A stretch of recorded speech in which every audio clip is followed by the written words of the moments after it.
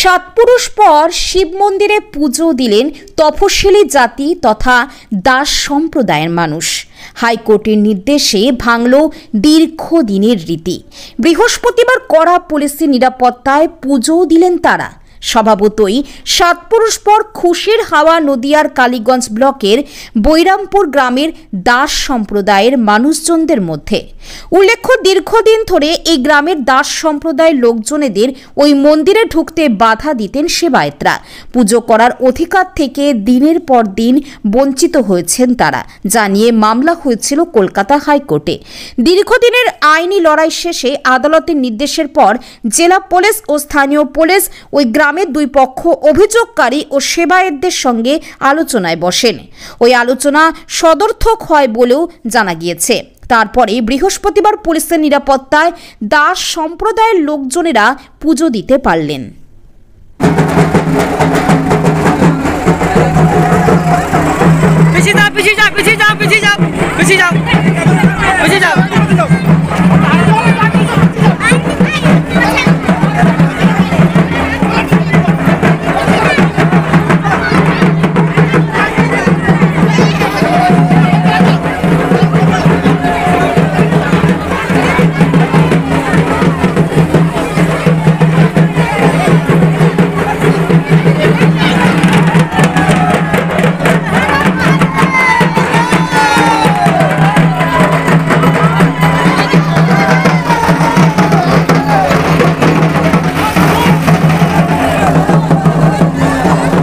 আমরা খুবই আনন্দিত পেলাম।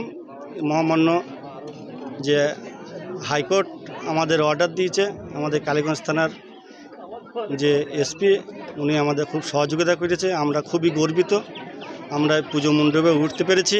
এটাই আমাদের খুবই ভালো লাগছে। গাজনের সন্ন্যাসী যাতে হতে পারি, আমরা আর কদিন পরই গাজনের সন্ন্যাসী হব। গাজনের সন্ন্যাসীর জন্য হতে পারি আমরা, তার জন্যে কালীগঞ্জ থানার প্রশাসনের ব্যবস্থাতে তারা আমরা যেন সহযোগিতা পাই এই বলে। আর এই যে শিব মন্দির, এই শিব মন্দির উনি এতদিন টুপি পরিয়ে চলছিল সারা গ্রামকে, যে এই শিব মন্দিরটা আমাদের ব্যক্তিগত আমরা পুজো দেবো, আমরা যা মন তাই করব, এটা কিন্তু আমরা মানতে রাজি নয়। 10 জনের ব্যবহার্য শিব 10 জনাই ব্যবহার করবে, এইটুকুই আমার মহামান্য হাইকোর্টের কাছে অনুরোধ এবং কালীগঞ্জ থানার ওসির কাছেও আমাদের অনুরোধ। আমার কতদিন পরে মোটামুটি ঠাকুর দাদা তার বাবারাও ঢুকতে পারেনি, কত পুরুষ? মোটামুটি 7 পুরুষ ঢুকতে পারেনি। 7